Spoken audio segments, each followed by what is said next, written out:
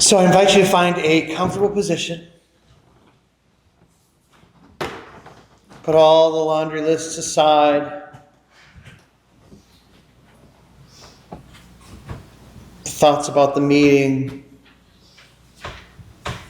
Go put them in the hall.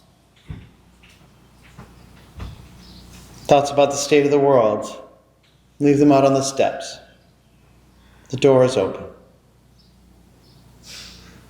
Listen to the sound of the birds. Take a deep breath and be at ease.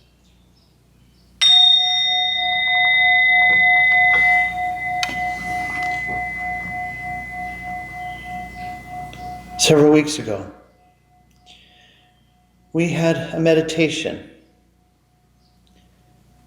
referring to Thich Nhat Hanh's paper meditation, for which we made our own paper the week before.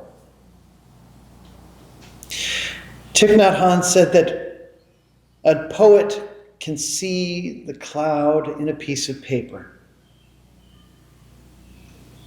And he meant that you could see every part of what resulted in that piece of paper. Everything to the trees, the harvesters of the wood, the machines that made the pulp. In our case, the blender that made the pulp. The hands that formed it. And the rain that made it all possible. I'd like for a moment for you to now think of the bread we had last week at communion. Blessing the bread, it sends that consciousness into the vast network of participants who made that bread appear on the altar. From the hands that placed it there, to the rain that began it all. Jim Eakin made that bread. Bless his hands. Bless the hands of his family, Mary and Olive, and all those they love. Literally push your love into the network of all people and things which made that bread possible, things beyond our knowing or sight.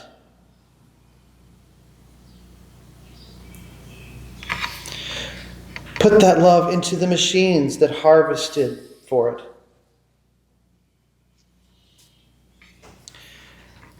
As hard as it may be, send love to the stockholders of those companies who are still trapped in the old age, the old world, the old energy, in their fear, their status, and their symptomatic greed. Send peace into that cycle. Send it to the line worker who processed it, to their families, their children, their children's hopes and dreams. Send it into the floorboards of their houses. Send it into the plants that grew the wheat, down the stalks, into the roots, into the soil and clay and molecules and atoms and the infinite space between them, where eternity exists now and forever will. Blessed be.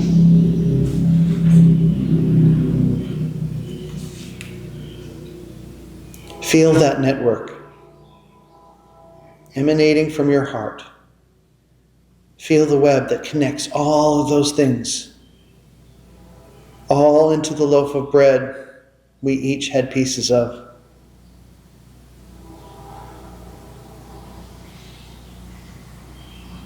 That is the gateway into the universe, and you are connected to it all. You have never needed to join it, for you have always belonged to it. Take one final breath and return.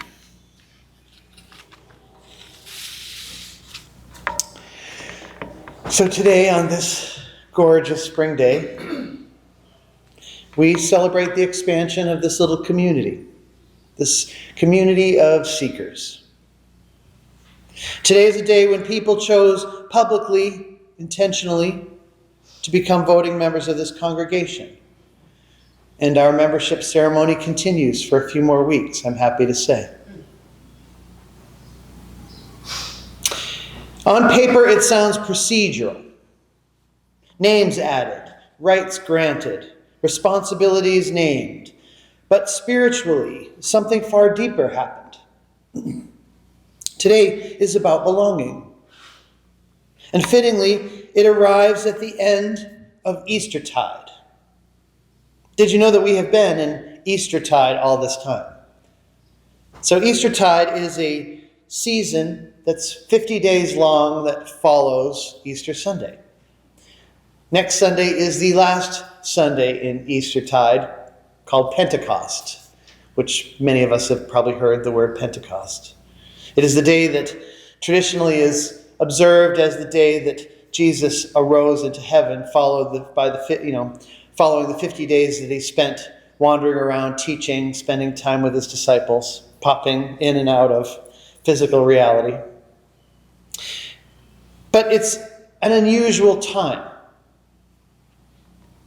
It's a season about life renewed, not by miracle alone, but by courage, commitment, and love that refuses to end. Because what started those 50 days was a horrible, unpleasant threshold of humiliation and loss, and things that people thought that they would have forever, and then it was suddenly taken from them in a gruesome way.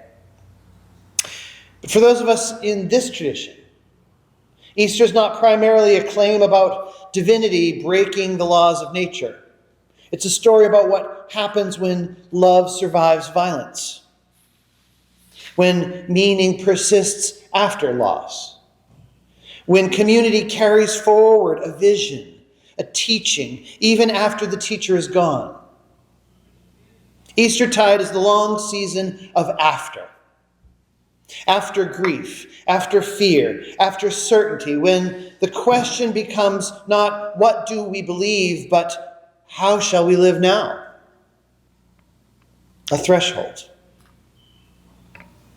And that question is exactly what New Member Sunday asks. Each of us, those who have joined today, those who will join on June 7th, and yes, those who have already signed the book long ago. Today is a reminder of our commitment to one another. And it's not a commitment that excludes those who haven't signed the book or may never sign the book, because we are all welcome here and we can all benefit from that little busybody nature. To notice one another. To really be looking for the full and complete answer to the question, how are you? And to really listen to the answer, to see and feel seen, to resist the urge to just say, fine. That doesn't have to be the answer here. It can be marvelous. Let me tell you all about it. It can be, this was the worst week of my life, and if we could go for coffee so I could talk more about it, I would really appreciate that. That's a huge responsibility to one another. And it's sacred, and it's beautiful. And one of the things that I have heard not so long ago from a couple who joined this church was that their vulnerabilities were not used as weapons against them here. That we could say, oh, I'm not doing so well. And it did not become a point of gossip somewhere else. It became a genuine concern. And I was so touched by that. To belong is not simply to attend, except for to one another, Belonging means allowing yourself to be changed by relationship. It means saying what happens here matters enough that I will share the responsibility for it. Membership is about making a commitment to one another. It is the spiritual act of moving from this serves me to this is ours. In the Easter story, stripped of supernatural expectations and read with spiritual honesty, the disciples face a choice. Jesus is gone. The center has collapsed. They could return to private lives, to safety, to isolation. Instead, they chose community. They chose to keep telling the story, keep feeding one another, keep risking hope again. Resurrection in this sense is not a body leaving the tomb. It is a movement that refuses to die. A choice to be compassionate, hospitable, grateful, empowering, forgiving, as a life practice, as a thing we get to practice on one another. In the relative safety of a spiritual group of seekers, where the stakes are a little bit lower here as compared to the depth of our family lives outside or our jobs or things we could lose. This is the place we get to practice what being gracious to a challenging personality might feel like, or to speaking your truth, or to risk letting people know that you have a spiritual belief that you've not heard of before because it's entirely your own. This is no small thing. This is no small thing. Because we're saying, I will show up, not just when it's easy, but when it's complicated. Not just when I agree, but when it matters. And it's no small thing in a culture that prizes independence over interdependence, choice over commitment, and mobility over rootedness. To belong, to truly belong, is a countercultural act. It says, I will let myself be known. I will let myself be needed. I will risk disappointment. I will risk vulnerability. I will risk shyness, anxiety. I will risk hope, believing that I will expand through my fullest presence in this family. So the last Sunday of Eastertide reminds us that the work of love does not end with the moment of inspiration. It begins with organization. After the alleluias fade, the question becomes, who will set the table? Who will make decisions? Who will tend the community so that it can last beyond a single season? And this is what members do. The members of this church carry the future in trust. You help decide how values become policy, how ideals become action, how welcome, hospitality becomes structure rather than just sentiment. This is not bureaucracy devoid of spirit. It is spirit taking form. Belonging does not require you to shrink yourself. This congregation does not ask you to believe the same things, but to covenant, to treat one another with dignity, to engage differences with care, and to remember that our shared mission is larger than any single preference or personality. And many people carry a real and understandable discomfort with organized religion, whether from experiences of rigidity, exclusion, or the pressure to claim a certainty they don't feel. We don't dismiss that here. We recognize it as honest. What makes this place different is that you are not asked to agree before or to be certain before you belong. We gather instead around a shared commitment to treat one another with dignity and to build something meaningful together across that difference. Are we a religion? Technically, yes. Are we organized? Emily's working on that. Fred and the standing committee have been working on that. And through their efforts, we almost have the semblance of organized. And we deeply appreciate it. In the Easter story, the disciples do not suddenly understand everything. After Jesus has been crucified, they are a little bit amok for a minute. They don't realize that everything that they needed was already there. That they already had everything they needed to move forward in a new way, to make a point of expanding love in the world. And that they had everything in the toolbox they needed. And that they always did. They argue, they doubt, they fail, and still the movement grows. Why?